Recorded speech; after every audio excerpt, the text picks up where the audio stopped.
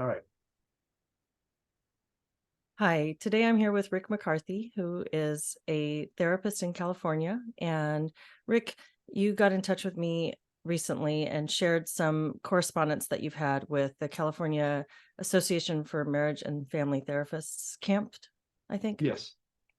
And I thought that the correspondence was really your positions were really well put, and I thought it would be great to have a chance to sort of go over that and talk about what your concerns were, what you are concerned with that's going on within that association and within the field more broadly, and just get your thoughts on record. So would you maybe start off by talking a little bit about yourself and what brings you to be in this position right now? Yes, I'd be very happy to, and I'm very, very happy to meet you. And it's an honor to be here and to have this platform. I really appreciate it. Um, about last December, I received the magazine from CAMP, which is the California Association of Marriage and Family Therapists, which I've been a member of about 40 years now.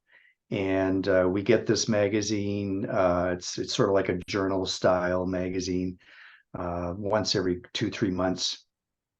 And I was thinking about it as I was thinking about talking with you today, that I was aware that in the beginning I really looked forward to that magazine. It had a lot of informative, useful information, new theories coming out, new techniques, and I was thinking about it today. It's probably been years that I looked forward to that magazine. It just was not useful. It was not relevant. Mm-hmm. A lot of faddish type of theories and techniques.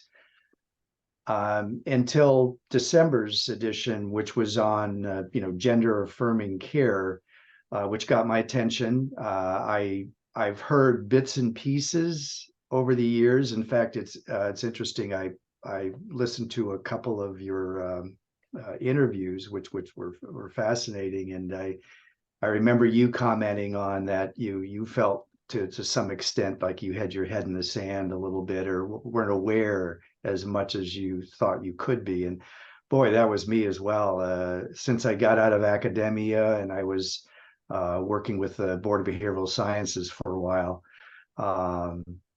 I've been just doing a sole practice, sort of semi-retiring, moving down on my client load and just enjoying semi-retirement, I suppose.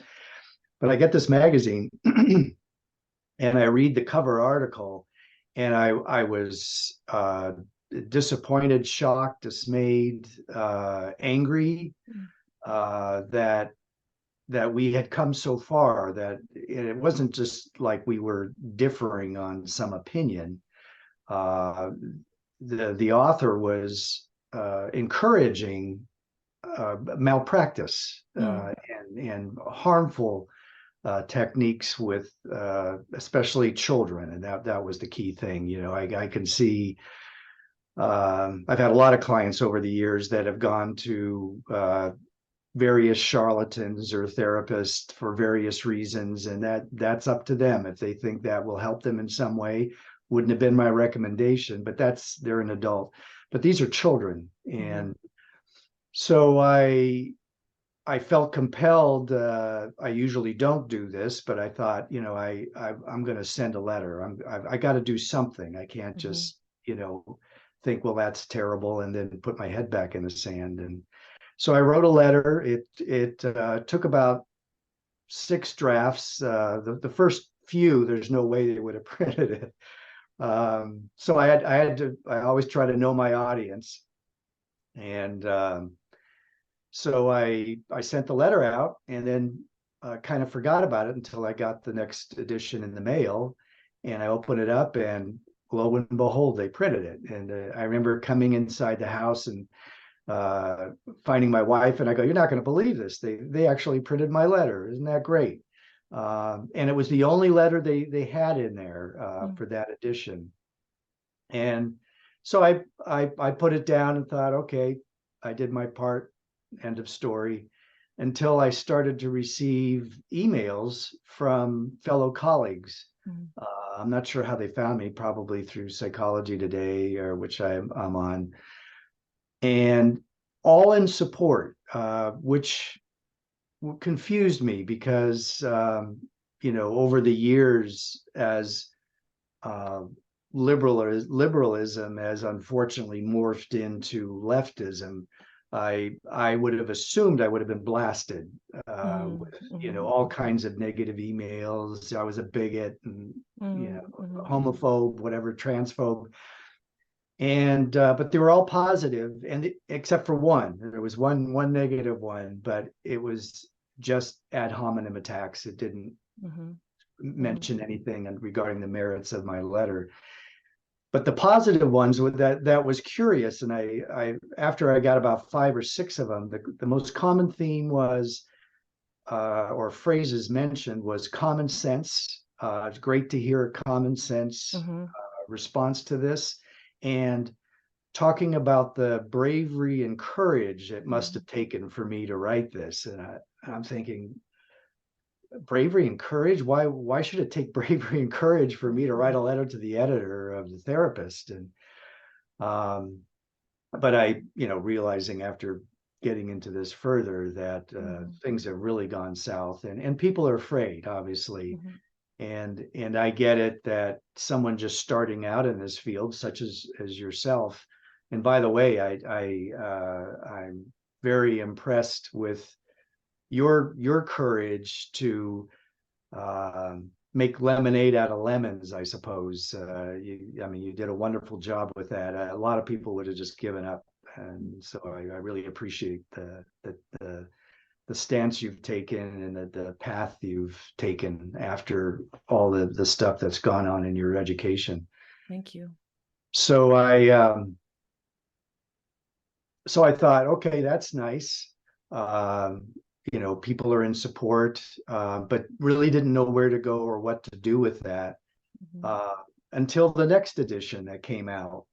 And it was a 2-page apology letter for my letter, for Oh, all the harm that it did.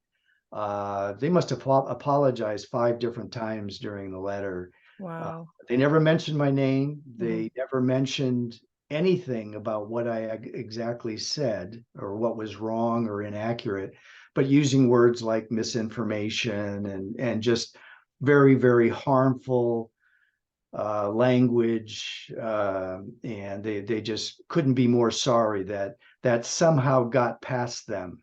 Oh my Uh, gosh. and so now I'm upset. Mhm. and um, and then one of the and I'm trying to think about what I'm going to do from here. Um, One of the people that responded, in fact, his name is Kelly Kilcoyne, a guy that I would certainly recommend interviewing as well. He's phenomenal. He's a therapist up in San Francisco, and he actually called me and left a message. So I called him back, and ever since then we've had a very strong collaborative friendship and work relationship. We Zoom once a week, Oh, and wonderful. are doing our best to try to develop a game plan of what can we do and Mhm. how can Mhm. we move past this. I wrote since my letter, which basically in brief was stating, in fact, the title of it was, could we at least pump the brakes here? Mhm. And I had, interestingly enough, I had just read or heard about GATA, which is the The what Gender gender. Exploratory Therapy Association. Yes, Mhm. I just read about them the week Mhm. before, and before I wrote my letter. Oh. So I included them in my letter and Mhm. saying, could we just take an approach like we always have, really, that if a child comes into us and they're confused and they're mentioning that Mhm. they identify as anything, let's walk them through that. As we always have, Mhm. and they usually come out just fine and not um, continuing down the usually destructive path that they were heading, or they're trying to find their way, but children oftentimes get off track. And Yeah. so, our job is to help them get back on track, whatever that is, but not to set an agenda. And I could see by the letter that this woman wrote that there was a definite agenda to move the child as quickly as possible into the medical arena and get the ball rolling so that they could uh, uh, meet their goals regarding finding their identity, which is I was just bowled away by it, and so I wrote the letter. It was as toned down as I could make it, because I knew that there was I believe there was a slim chance they would ever print it. But I was heartened that they did, and so Yeah. whoever looked at it, or a group of people, I mean, when they wrote back, or in the apology letter, it was as if no one looked at it. Somehow they just randomly threw it in there, and it was a big mistake. Yeah. Yeah. And so from after that, talking with Kelly, I decided to write the president and the executive director of CAMFT. I really wanted to talk to the president because I figured, I want to try to start with the top here, the person most responsible. But she wasn't going to talk with me. She punted twice to the executive director. So I set up a phone conversation with the executive director. And come to find out, one of the people that I had talked to actually spoke to her the week before and was not as diplomatic, which was good, because she kind of warmed her up for me. And so I spoke with her, was very two major points. Was one, we cannot have censorship. And by the way, one of the things they immediately did was remove my letter from the online magazine. Okay. And so it's no longer on there. They just duplicated the apology list, they had. So I said that cannot be. No matter how much you disagree with something, you can't have, especially a scientific community, and censorship. We won't succeed that way. And then the other was, this is what CAMF and the magazine was purporting supporting is malpractice. Excuse me, people are already being sued for it, especially in the medical community. And I said, she kept referring back, well, the APA and the World Health Organization support this. And I said, well, that's irrelevant. It's of course they do.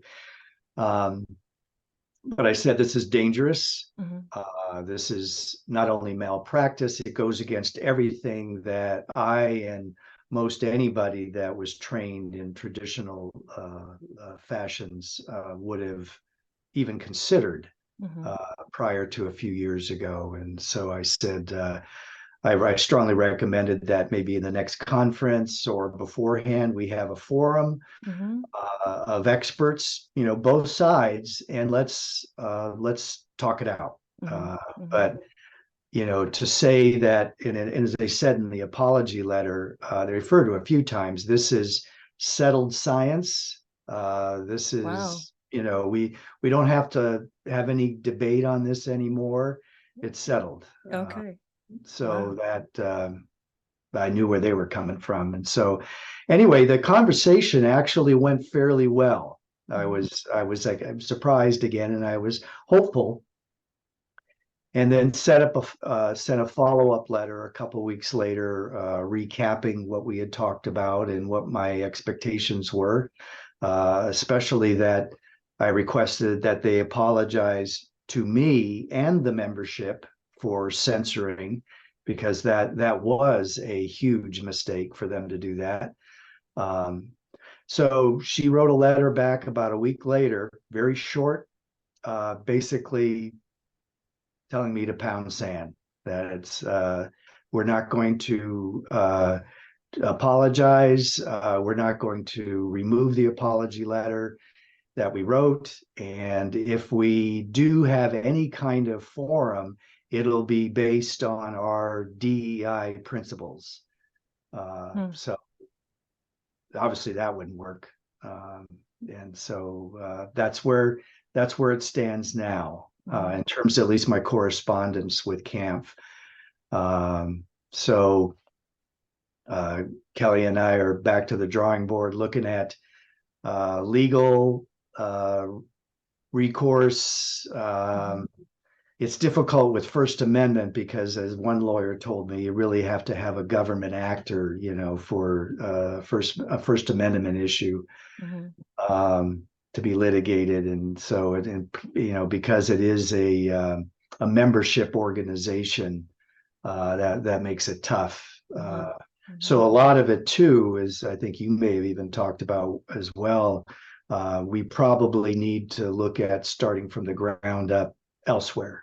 A parallel, because to be able to turn this organization around, the cancer has metastasized to such a level that I don't know how that would happen, especially given the communication they've put out so far is not very hopeful. I wonder if the fact that it's a professional organization or a membership organization comprised of professionals who hold government licenses might make any kind of difference. I don't know. That's just a first thought off my mind. But one of the things that you mentioned, and there's a couple of points I'd love to go back to, but one thing, Sure. When you received a lot of responses right after your letter was published, telling you that you were brave and thanking you and talking about the courage that it took to do this, that's a really similar experience that also kind of stunned me with the responses that I got after I started making these videos. I received a lot of those, very, very little direct criticism. Yes. There was a lot of criticism going on. In fact, I got on Twitter right after I started doing these videos just to kind of watch how I was being talked about on Twitter among the Antioch crowd. They were posting lots of things, calling me all sorts of things, but I didn't receive any direct correspondence from any of them. In fact, I never even received any direct correspondence from Antioch, the university that I've spent all this time criticizing for the program, and put out a letter about me saying that I was a white supremacist and the transphobe. But they didn't send it to me. I still had a student email account. They sent it to every other student, and I was somehow omitted from that email blast about my videos. So zero direct engagement on this, but lots of direct thanks and encouragement, and I wonder about that. Like, one of the things that I've thought a lot of things about that, the response to say that this is courageous and brave, when it really just feels like you're calling it what it is. You're just directly addressing an issue that you see. When has that ever been brave? And I think maybe why that's brave right now is that it's so terrifying to be faced with such vicious, irrational behavior. It's so irrational. So you have no idea what the opponent is going to do, because they're not going to engage in good faith. So you're going up against a bad faith actor. And I think that just it kind of paralyzes people. People aren't sure how to respond in that situation.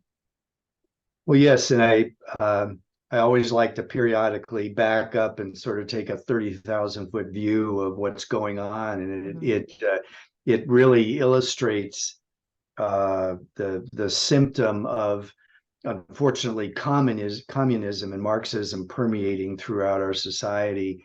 And they have to be able to find a way to generate fear to get that through the system.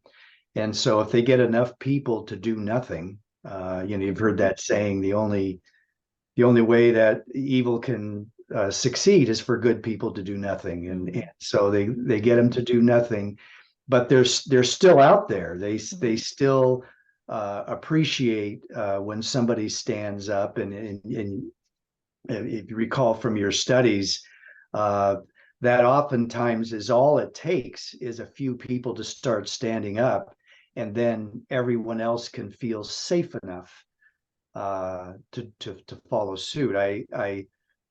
I believe myself, and that's why I'm impressed with your courage, because if I was just starting out, I probably would not have written that letter, because I remember those days, very nervous, trying to get clients, trying to succeed, worrying about failing. And the last thing I would want to do is do anything to get negative feedback from, especially the organization that I was supposedly trusted. So but being that I'm on the tail end, if they took my license today, I wouldn't like that, but I would do exactly what you're doing. I would say, okay, let me redo my website and just say I'm a coach. Yeah. And I, have enough referrals from the 40 years, so I'd be okay. But if I was starting out, I get it. A lot of people naturally would be reticent to stand up.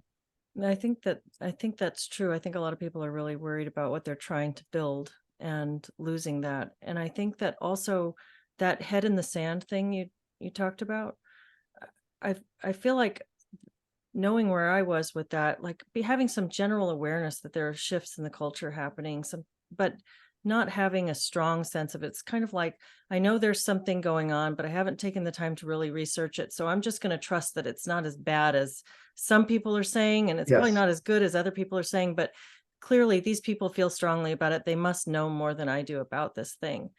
And I think that that probably, I might have skated through my entire graduate program with that feeling like, "Oh, I'm kind of uneasy about some of these things, but I'm sure they've thought it through," except that it became too blatant. It was just it, and it sounds Yes. like that's kind of what happened. You described this journal, or this publication by your professional organization that you've been receiving for 40 years, and you've sort of noticed a general drift in the quality of it over time. Yes. It's not as useful or meaningful to you. But then you're in December, when you get that issue and you see it's about gender affirming care, did you have an immediate reaction to just the title, or was it only once you got into it and started reading that this was actually what they, like, the details of how they were describing this?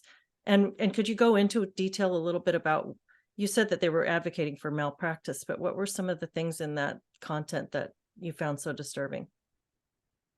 The the cover confused me. Mhm. I wasn't sure exactly what they meant by that. But now we do. Now we know what they mean by that. It and it's interesting the way the left uses language. You can be pretty much guaranteed whatever words they use to describe what they're talking about, they mean the exact opposite, or they're doing the exact opposite of it. But in fact, if I could quote I was thinking of the person who wrote the cover article. Her name is Cooper, Miss Cooper. She spoke of the hesitancy of her colleagues to work with transgendered youth because of the legal and ethical ramifications. And so I quoted that and I said, well, yes, of course. So why, you're kind of concerned about that, but you're not addressing it, that yes, there are tons of legal and ethical ramifications of what we're doing, or what you're proposing to do, Mhm. in terms of um, allowing the child to self-diagnose and then moving them along as quickly as possible, rather than addressing where this come from. Oh, you were traumatized at 3, could this be some of it? Let's address and maybe heal and deal with that and see where Mhm. we go. But Mhm. none of that. It's just as soon as they make any kind of statement to that effect, then they put them on the fast track. And now I've even seen stories you may have. They're even being predatory about it. They're Mhm. getting on Twitter and Instagram and finding those students in their school that may be vulnerable, or thinking about those types of things, identity issues or being gay or trans, and then they target them and get them to join their group, and then of course move them through the program. And so it's the statistics are crazy. In fact, when I was talking to the executive director, her name is Joy Alifa, I said that, I'm glad now that I saved some of my old textbooks from, when I was in college and teaching. And when I looked at my sex therapy textbook from when I was in school, um, there was a brief, maybe half a page on transgenderism, because it was almost non-existent. It was, I think the stats were, it was 1 out of 100,000 maybe for men, and then 1 out of 400,000 for women. And so you compare that with, I was reading an article where in some school here in Southern California, for teenage girls, it was 20% of the student population identified as trans. Yeah. So, that the fact that they don't even take that piece of information and step at least a couple steps back and go, wow, that's significant. I wonder why that is. Could there have been that much suppression back, in the 60s and 70s? No. No. Easy. Yeah, and the fear of practitioners around legal and ethical issues with working with trans identifying young people is on both sides, I would imagine, because I hadn't really thought of it from the perspective of the people who are actually committing this affirmative care malpractice. But I know that a lot of good people who would like to work with young people in an exploratory fashion are terrified of doing it because of the conversion therapy gosh, laws. Yes. Yes, I would have to imagine that. They are, of course, California is quite a state. I don't know if you've spent much time here. Not much, but I've heard just there's all the news right now is about this bill that's about to be signed into law in California that will remove children from parents' custody if they are not affirming and helping them with medicalization for their transgender identity. Right. In custody cases, I think. Yeah, well, in all cases. In all cases. There's 4 different bills, in fact, that are coming up. But one of the scariest ones is that I remember, from years ago when I first started, trying to, learn all the legal issues regarding confidentiality and privilege, and, what age does a child have to be where you don't have to tell parents. But now they to pass a bill where starting at 12, the child, for almost any reason, of course, say they're trans, that's probably the big one. But if they're not happy with what their parents are doing, they can be removed immediately and then put into a home where they can be safe, from their parents. But it's just on the child's word. And the degree to which they're uncomfortable or unhappy with what the parents are doing. So you can imagine how many children would use that one. Because I hear a lot of times, because children are smart sometimes, and especially during custody issues, they'll threaten their parents with, if you don't let me go to this party, and tell Child Protective Services that you hit me or you abused me. And so that's be horrific if that passes.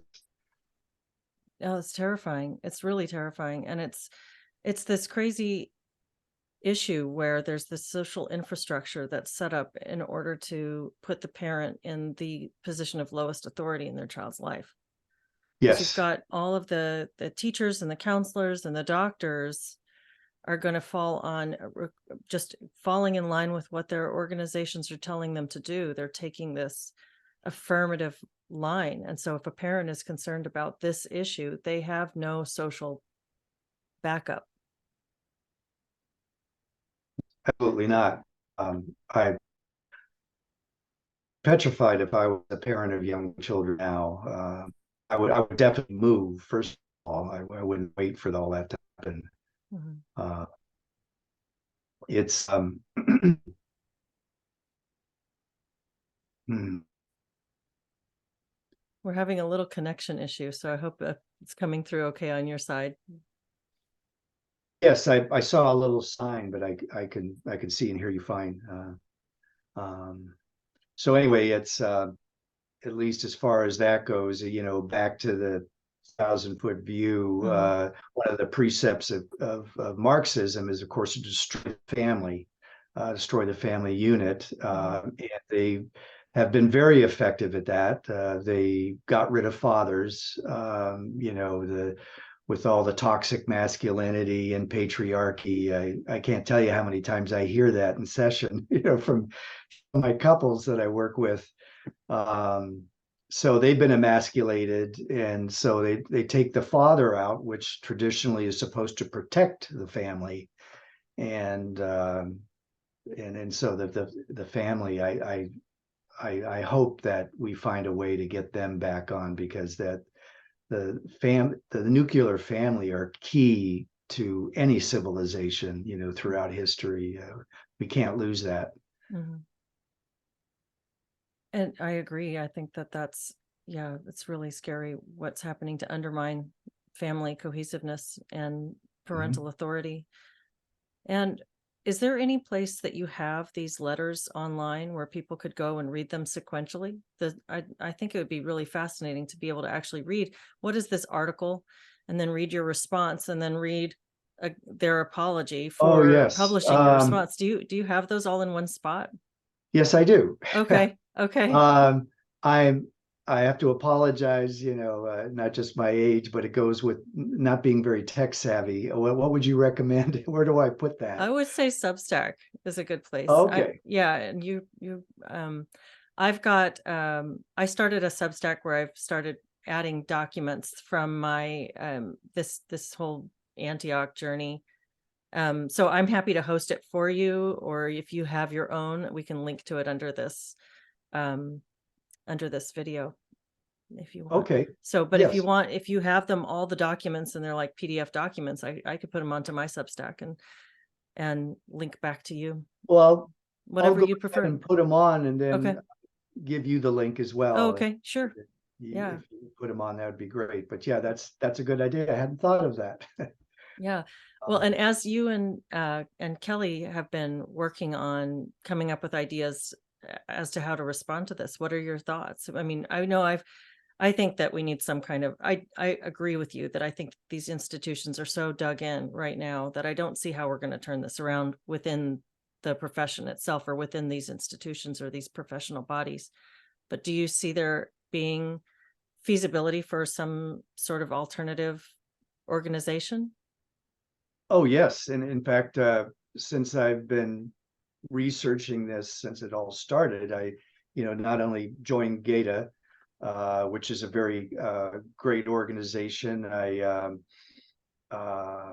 of the other individuals that I was happy to meet, that sent me a letter initially, Gigi LaRue from Our Mhm, Duty. mhm.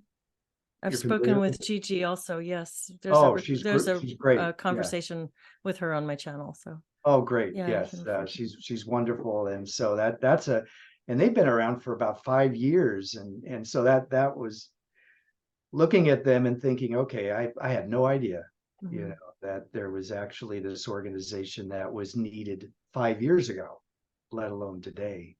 Yeah.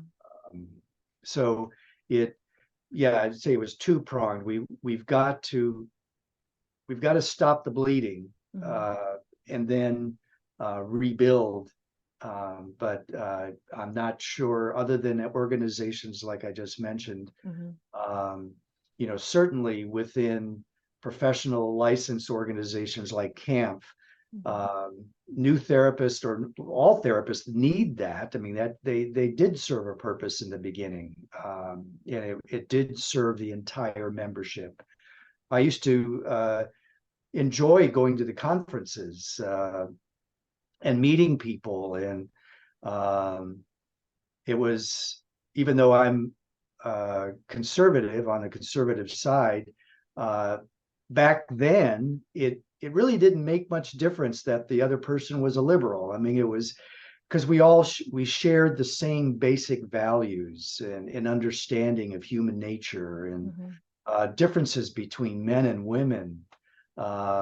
And so I remember having wonderful conversations and learning from different people there. And when I first started working for the Board of Behavioral Sciences, I remember I was one of the youngest, and I had utmost respect for everyone else that was there.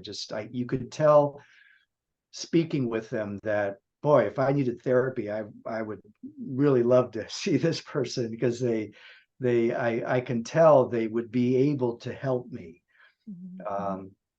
And toward the end, in fact, one of the reasons why I eventually left, and I feel kind of guilty about that. I felt like the boy with his finger in the dike. I was the oldest. They used to select, when I first started, they would select people to be on the board, to not only be oral examiners back then, that's where I started, but then to write the exams, the written exam, the orals, and then the clinical vignette exam later. But they would select them, and they usually had, I got a sense, probably at least 20 years experience. Usually were in academia, did training, for other therapists and interns. And so they had some wisdom and experience to back up, keeping the integrity of this profession going. Now, I would say with the last year I worked there was probably 2018, 19, something like that. Half of them had less than 5 years experience. Some of them just had 1 or 2.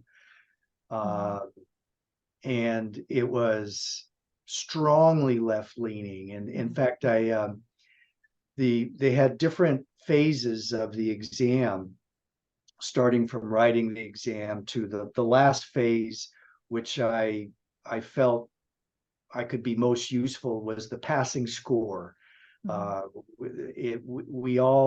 We would really quickly take the exam, and then we would go around the room, and this was led by a statistician. She wasn't a therapist, but somebody who was a test designer, and I found them to be the most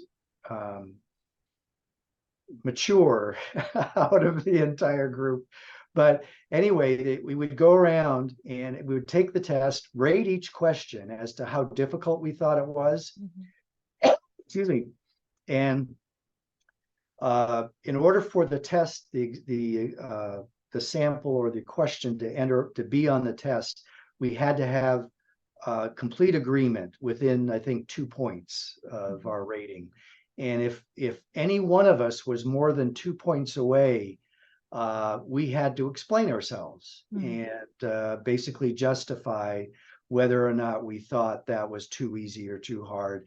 And then we would go around again, and then hopefully everybody would, after listening to the justification, would adjust their answers. Well, it got to the point where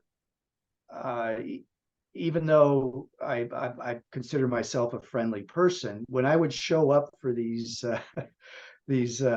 meetings, many people would, I could just hear them go, "Oh my God, Rick's here," because we would you go were harder on these circle, questions, and they would all be in agreement that this was a great question, and the tester would go, "Rick, how come you gave it a 3?" And I would explain it, and it would, 2 things. One, they usually weren't able to argue the point, so we had to go around again, and they had to raise their points or lower it. And then the other thing was that we would usually leave at the point when we were done with what we were doing. By me by it always stopping at me and me having to explain myself, that means that we were going to be there later in the afternoon. And so, yeah, the eye rolls and the heavy sighs were becoming unbearable. And then I actually did some stats myself where I looked at, okay, if I do my best work at trying to maintain the integrity of this exam, what kind of difference am I making? And I realized at best it was probably raising the passing score by maybe a half or 3/4 of a point. Mm-hmm. And so I thought, well, I think I'm good. Wasn't worth the headache No, that it was but turning into. I feel bad now after this, and what you had stated, because I saw that in teaching as well. It's been about 15 years since I've taught, but I saw the writing on the wall then. In fact, I'm sure even if they did hire me today, they'd fire me after a couple days because of something I said. And so I feel bad for otherwise talented, enthusiastic students that want to be a part of this great profession. Going into the educational system now has to be depressing. Well, and it's a kind of, it's a scary paradigm that's being established. This new, what mental health is coming to represent, I think I'm really concerned about, because Yes. not only do you have this selective bias with regard to teachers are, I think the quality of education is going down from what I witnessed. Now, I hadn't been involved in a clinical mental health counseling program prior to 2019, but I've been in higher education for a long time. And I noticed a definite decline in quality of the teaching when I was in this graduate program. And I've talked with lots of educators and academics since starting this interview project who have validated that and said that that's been their experience as well. And also that in selecting students, they're really interviewing and looking for specific types of people. The shift from counselor to counselor as activist is very overt, and it's explicit. I mean, this is what we were told in the program that I was in, is your most important role as counselor is to be an activist for social justice. So that's that. I mean, and that's a complete, like, 180 from what counseling should actually be, or was prior. But as we shift, you've got teachers who think this way, students who are selected because they're already going to think this way, and then students who are educated to think this way, and a lot more funding for mental health, a lot more. We've just gone through this COVID thing where everybody comes out of this kind of shell shocked, especially the young people. And now we're putting more mental health services into the schools, but the mental health services are staffed with people who think along these lines. And so I just see this as this massive problem that I don't know how we're going to come back out of.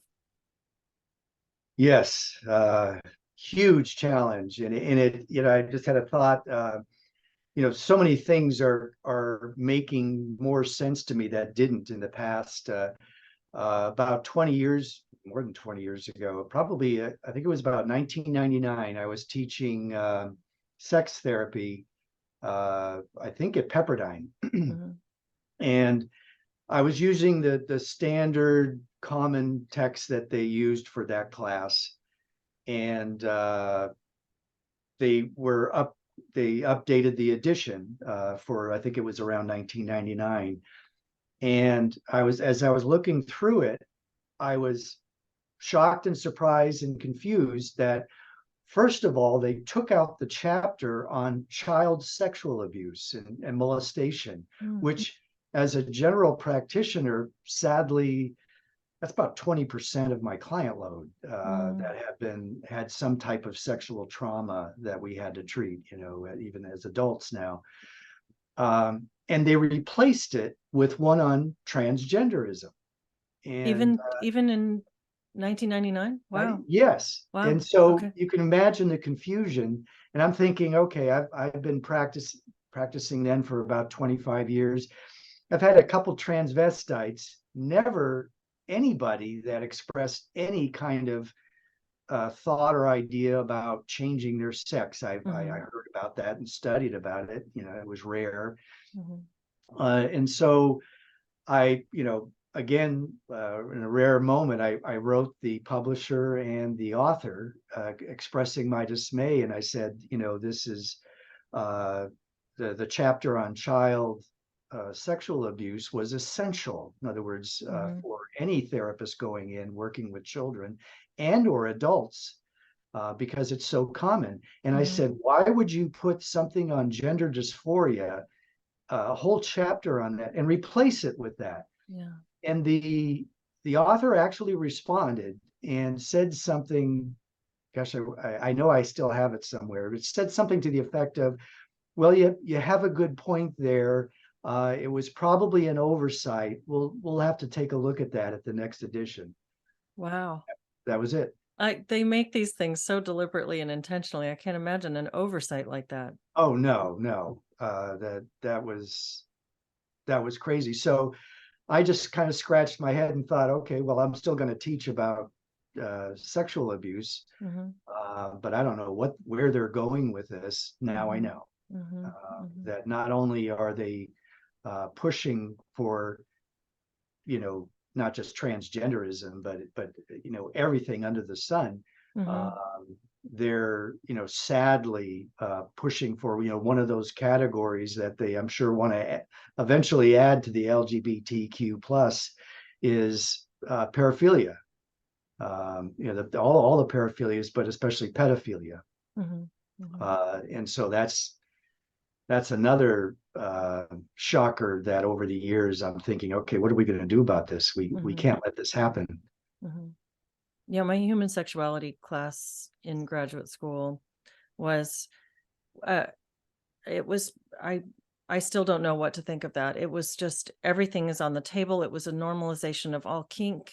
That was all. Yes. That was all to be good. We talked about kink shaming and not to shame people for it, not to, and there seems like there's just a decision has been made that there's no such thing as that the idea of normal is an offensive idea, and that everything should be equally embraced. And like there's a celebration of non-monogamy, and monogamy, the expectation of monogamy is now is shaming people who are non-monogamous. And so there's this like that was the focus. The focus was breaking barriers to acceptance of every form of sexual behavior. So yes, that was, is that different? Was it different from that back when you were teaching this, or was that already the way things were going? What I taught, I saw it going in that direction, but what I taught was, again, the basics. This is what women are like. This is how they function. This is what men are like. This is how they function. Here's the overlap, and here's what I have learned that has contributed to couples finding that they have the healthiest, strongest, happiest sex life that that couple can have. And I remember too, I said, I always ask them, I go, what, between a couple, in their 20s or 40s or 70s, let's say, that have been married for 50 years, who do you think has the possibility of the best sex life? And they'd always pick the 20s. And I said, no. I said, in my experience, the couple that I had ever worked with, one couple that I had worked with, they were in their late 60s, early 70s. They had the best sex life ever of any couple I've ever had. Obviously, they weren't doing gymnastics, but if love is based on knowledge and understanding and experience of one another, who has the better chance of more of that? A 20-year-old or a 70-year-old, as someone who's been married for 50 years. And so it's the depth and the richness of, when that wasn't why they came in, but we referenced it once in a while. And I was amazed and impressed. And kind of confronted my own biases as well, that that makes sense. You know, if you have a couple that really are doing marriage well, as well as they could, that's what it looks like. And but now, and when I would talk about the paraphilias, you know, used to be called perversions, but you can't say that anymore. I would say that the general notion is those things, as exciting and fun as they may be, they move away from, that's why they use the word perversion. It perverts what you would expect to be the ideal, but you can't say that anymore either. And so, yeah, I definitely wouldn't be able to teach sex therapy now. I would not qualify. But yes, I've heard since then, and some of the last time I trained an intern was probably about 10 years ago. So I was starting to hear some of the things that you were saying, that this is what's being taught. So I feel very concerned and sad and afraid about all of that. You know, that we're really moving in the wrong direction. And so, yeah, I'm out of retirement now, and I want to just do everything I can to move the needle back, or the pendulum back, the other way. But as we were alluding to, it's not only going to take repair. We've got to rebuild. We've got to find a new way to rebuild again.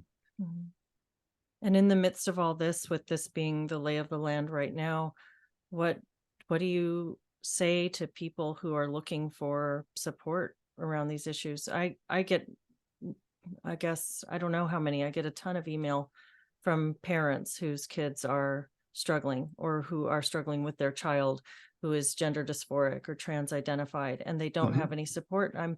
I've heard the story over and over again that my child came out as trans after we started therapy. The therapist trans my child. This is the focus that my child has been given for their angst. And now, after this therapist, we're dealing with this issue. And they're pretty desperate for somebody else to come along and help deprogram the thing that was programmed into the child. And that's such tricky business. And it's a difficult place for these families to be, because, you know, as we were saying, the entire system is sort of stacked up against them. It's not like with some other form of self-harm. If the child were anorexic, or if they were cutting themselves, you'd be able to get the other adults that are around the child to form a supportive infrastructure that would support the parents' goals in helping this child. But in this situation, the parent is really pushing against something that there's no backdrop to support that. So what would you say to a family who is dealing with that right now? Well, now I would refer them to organizations like Our Duty or GETA. And if I was not helping them, I sadly, whenever, you know, probably the last 10, 20 years, when somebody asked me, do you have a referral? I've got a friend that wants to see someone, or a relative or whatever. I don't. I sadly cannot think of anyone now that he's either retired or dead that I would want to refer them to. So my general statement is I would say, you know, like if you look on Psychology Today, they usually have a bio. Make sure that matches up with some of the values that you have, the way they communicate themselves. And I would say, you know, at least if you can get at least 20 years experience, that'll help keep you a little bit safe. But if they're just newly licensed, I would not recommend that, because there's a good chance that you will not be helped. The sort of training that they have received is steeped in this kind of thinking. Oh, sure. Yeah, even when I was doing the oral exams years ago, one of the things that compelled me to keep doing it was that when I first learned of the passing rate, because they had to take the Mhm. written exam and then pass that and then take the oral exam. So we were the sort of gatekeepers of, making sure that these therapists were at least competent. But the word that they used and they kept training us on was minimal competency. Mm. It wasn't right away, but very soon they started to use the word minimal competency. And so we were constantly skating that fine line. And regardless of the definition, the thing that shocked me is I sort of assumed that maybe 75% passed the oral exam first time, but it was 30%, 30, maybe 35 on the outside, Wow. which is, as you can imagine, one of the reasons why they finally got rid of that. But they're listening to the people because this is a personal field. I mean, we have Mhm. personal contact with people. So there are things that you can't measure on a test. Mhm. And listening to people that would have been rated as incompetent or especially dangerous, it was very evident. I mean, it wasn't even close. And I mean, there was usually two of us on a panel, and we would have to kind of compare notes and come up Mhm. with a final score of whether they passed or not. But uh, seeing maybe oh, 1 out of 80 or so, that the two of us would look at each other after the candidate left and go, "They were really good. Boy, I would Wow. see if they were when And it they was got that their rare. license." Yes, Wow. they would be considered a highly skilled therapist. Mhm. Still new, but you could tell they got it. There Mhm. was they knew how to assess. They were good at diagnosis. Their treatment plan was sound. All Mhm. the basics, traditional basics were there, and they had that little extra, intuition or whatever that would get our attention. And we thought, wow, that's really good. Mhm. That's above and beyond. But we were looking for the minimally competent to get by. And I was just reading the other day as I'm looking into all this, they got rid of the oral exam in, what was I think it was 2003.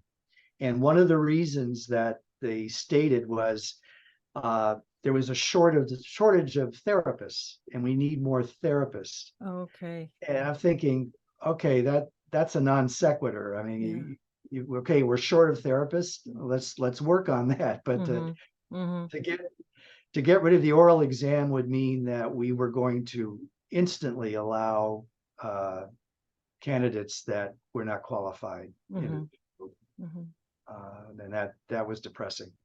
Yeah, that is depressing. And I've heard the word gatekeeping that you referred to. I've heard that used as a negative more and Oh, more absolutely, lately. Like yes. we don't want to be gatekeeping, which means that there's really a very low barrier to entry for this field.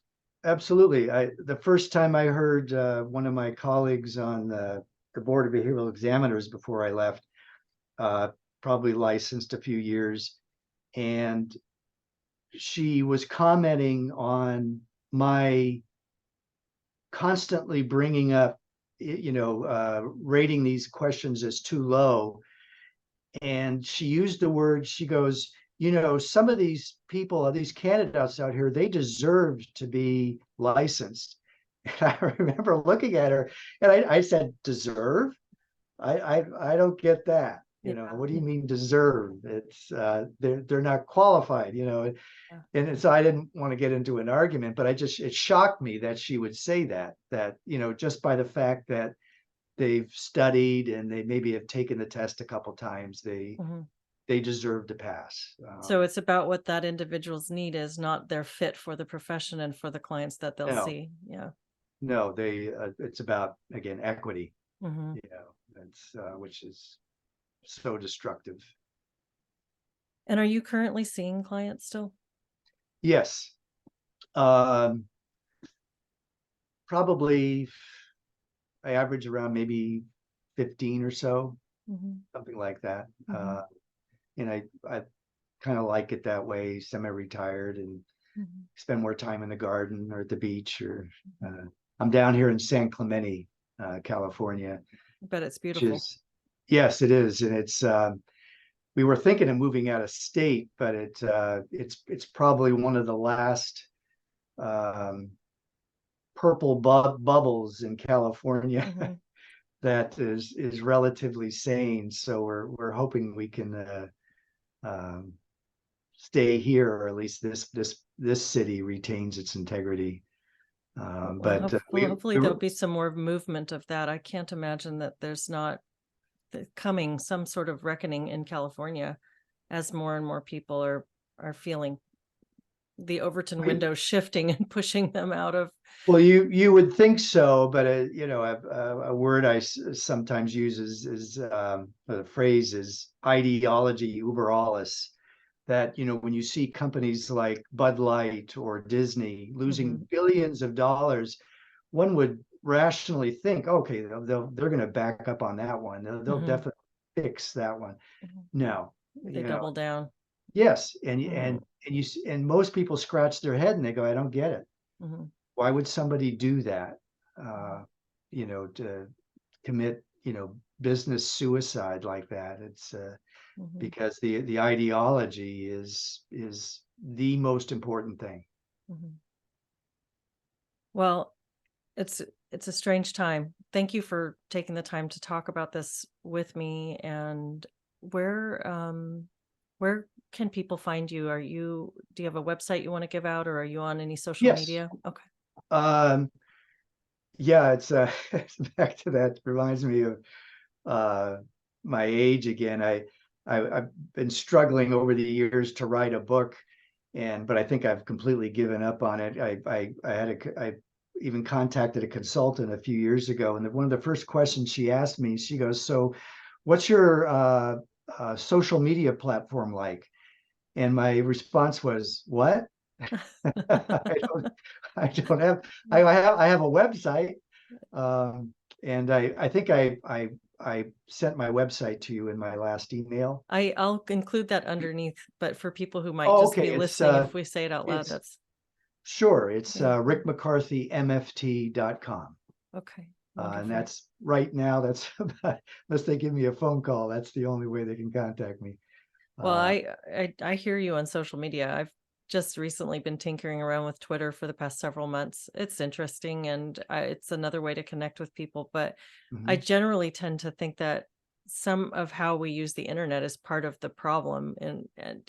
Well, that's a long story, but I think it's a huge problem for kids, and I think it's a problem for a lot of people. And I know myself, I kind of struggle with phone addiction. It's really easy to fall into your phone and just start scrolling, and I don't need more ways to do that. So I don't want, so keeping internet presence light is, I think it leaves more room for the rest of your life. Oh, I agree. Well, Leslie, it's been a great pleasure. I really appreciate this time and this platform to tell my story. I wish I didn't have to tell it. I wish it wasn't a story, but it's just one little grain of sand in this huge beach of where this world is going and where our country is going. So I hope that we can continue to turn this around. I hope so too. And I'm glad that there are people like yourself who do push back when you see those things, instead of just turning the page, flipping it over, being disgusted, telling somebody about it, and then moving on with your life. I'm glad you took the time to write that letter and start that correspondence and connect with Kelly. Maybe the two of you can come on sometime with me and have a conversation about what your thoughts are about how to move through this. And that would be wonderful. I'd love that.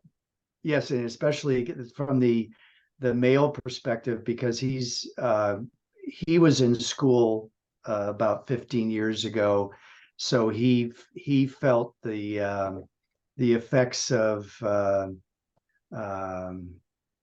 toxic masculinity in the air much more so than I did. But it's I think nowadays it's the ratio is something like 85% female in our field, and so that's a problem. Mhm.